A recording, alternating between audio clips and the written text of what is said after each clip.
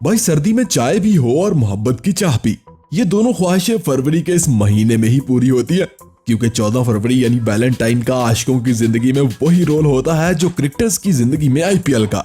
मतलब 100 में से 90% आशिक अपनी मोहब्बत का डेब्यू 14 फरवरी को ही करते हैं, जैसे कि क्रिकेटर्स आईपीएल में, समझ रहे हो ना।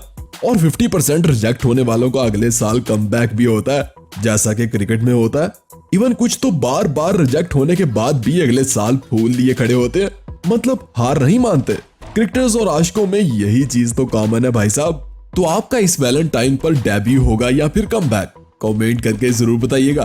दोस्तों क्रिकेट में भी कई खिलाड़ी ऐसे गुजरे हैं जिन्हें कभी टीम ने, कभी मैनेजमेंट ने और कभी इनकी अपनी किस्मत ने ही रिजेक्ट कर दिया था, मगर उन्होंने भी कमबैक किया और ऐसा किया जैसे गरीब की जिंदगी में दुख कमबैक करते हैं, है कि नहीं।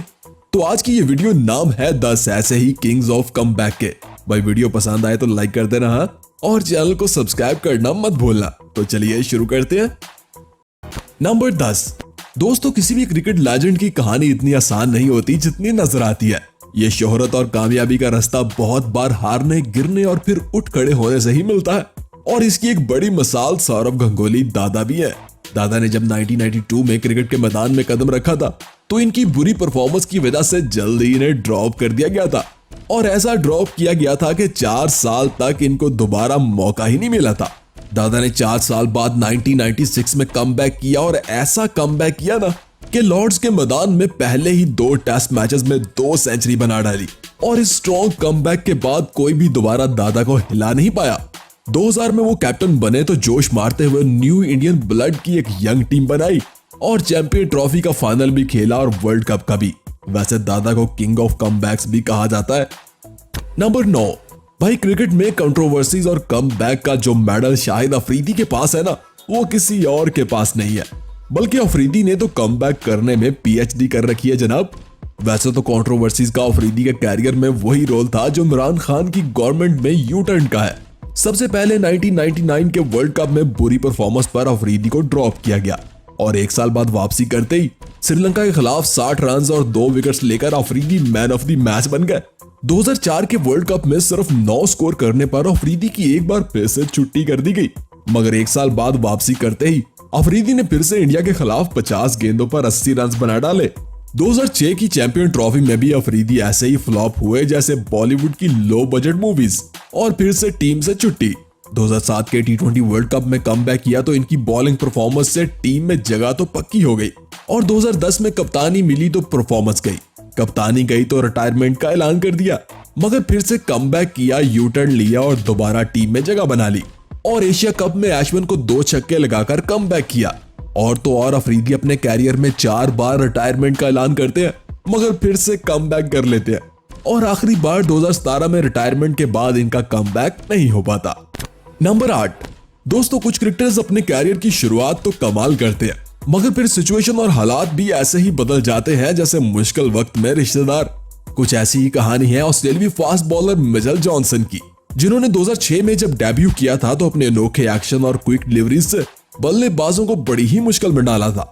इवन 2008 में साउथ अफ्रीका के खिलाफ तो इनकी बॉलिंग और इनका जुनून दोनों ही पीक पर थे, मगर 2009 की एशेज में इनका हाल भी किसी उजड़े आशिक की तरह ही हुआ और इन्हें टीम से ड्रॉप कर दिया गया। 2009 से 2014 तक वो टीम में इन एंड आउट होते रहे, मगर इस मुश्किल वक्त में भी जॉनसन ने हिम्मत नहीं हारी। और फिर आती है 2014 की वो एशेज जहां जॉनसन ने कमाल का कमबैक किया, पीटरसन और ट्रॉट जैसे बल्लेबाजों को भी धूल चटाई और 50 विकेट्स लेकर ऑस्ट्रेलिया को 5-0 से सीरीज भी जितवाई। नंबर 7। दोस्तों ये कहानी है एक ऐसे बॉलर की जिसने 16 साल की उम्र में 20 साल के तजर्बाकार बल्लेबाजों को विकेट पर नचा के रख दिया था। क्या कोई धाकड़ बल्लेबाज और क्या कोई क्लासिक, क्या पॉन्टिंग और क्या गेल, हर कोई इसके सामने ढेर हो गया था। जी हाँ, मैं बात कर रहा हूँ पाकिस्तानी बॉलर मोहम्मद आमिर की, जिसे क्रिकेट एक्सपर्ट वसीम और वाज के साथ कंपेयर भी करते थे। मगर 2010 में की गई एक गलती ने आमिर को 5 साल के लिए क्रिकेट से दूर कर दिया। 2015 तक आमिर के यूनिक एंड पीक के 5 साल जाया हो चुके थे और सबके दिलों से भी आमिर उतर चुका था। मगर फिर आया 2016 का वो एशिया कप जहां आमिर ने रोहित और रेहाने को पहले ही ओवर में आउट करके कमबैक किया। और फिर 2017 का वो चैंपियन ट्रॉफी फाइनल जहां फिर से इंडिया के खिलाफ पहले ही 2 ओवर्स में 3 विकेट्स लेकर आमिर चैंपियन ट्रॉफी के हीरो बन गए। मगर 2018 में बुरी परफॉर्मेंस की वजह से इन्हें टीम से फिर से ड्रॉप कर दिया गया और अभी तक इनका कमबैक नहीं हो सका। नंबर 6, दोस्तों क्रिकेट में अक्सर खिलाड़ी अपने कैरियर में एक या फिर 2 बार ही कमबैक कर पाते हैं और इसके बाद या तो टीम में फिट हो जाते हैं या फिर मैदान से ही गायब। मगर मैं एक ऐसे खिलाड़ी की बात करने वाला हूं जिसने 1 या 2 बार नहीं बल्कि 5 बार कमबैक किया और वो कोई और नहीं बल्कि लेजेंड श्रीलंकन बॉलर रंगाना हैरत है। 1999 में हैरत ने डेब्यू किया तो पूरे साल में सिर्फ 1 ही विकेट लिया और अगले 2 साल में सिर्फ 5। भाई इतनी बुरी परफॉर्मेंस तो मेरी भी बचपन में नहीं थी। हैरत को टीम से ड्रॉप किया गया और 4 साल तक कोई मौका नहीं मिला। 4 साल बाद 2004 में इन्होंने वापसी की तो अच्छा कमबैक किया, अच्छी बॉलिंग भी की और विकेट्स भी ली, मगर इनकी परफॉर्मेंस मुरलीधरन से बेहतर ना थी। बस इनका पत्ता फिर से कट गया और वापसी करने में 4 और साल लग गए भाई साहब। 2008 में वापसी की तो 214 रन खाकर सिर्फ 1 विकेट ले पाए और टीम वालों ने इन्हें फिर से 9-2-11 कर दिया। मुरली गए तो मुरली की जगह जनता मेंडिस ने ले ली, मगर हैरत को मौका नहीं मिल सका।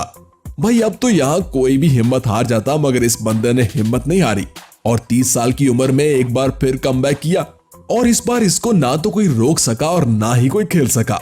क्रिकेट में 90% खिलाड़ी 35 की उम्र में रिटायर हो जाते हैं, मगर हैरत का कैरियर ही 35 की उम्र में शुरू हुआ। उन्होंने 200 प्लस विकेट्स तो 35 साल की उम्र के बाद ली थी और इसके बाद टॉप 10 की लिस्ट में पहले नंबर पे जगह भी बनाई। अब इसे कहते हैं कमबैक करना। नंबर 5, दोस्तों क्रिकेट में एक बॉलर का कैरियर बल्लेबाज की निस्बत कम होता है क्योंकि बढ़ती उम्र और इंजरीज का शिकार अक्सर बॉलर ही होते हैं और ऐसे में कमबैक करना हर किसी के बस की बात नहीं होती। लेकिन इंडियन बॉलर आशीष नेहरा की कहानी तो जरा हटके है जनाब।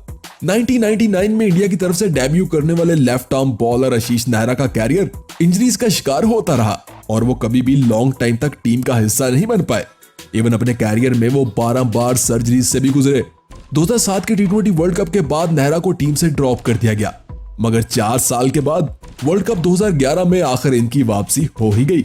एक बार फिर वो अपने पुराने पार्टनर जहीर खान के साथ मैदान में नजर आए, मगर सेमीफाइनल में हाथ पे चोट लगने की वजह से वो फाइनल से भी बाहर हुए और टीम से भी, और इसके बाद इनकी वापसी के दरवाजे भी बंद हो गए।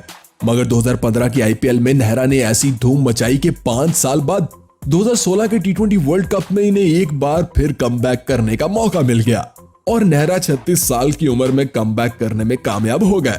वैसे वो उनका आखिरी कमबैक था क्योंकि उसके बाद उन्होंने रिटायरमेंट का ऐलान कर दिया था।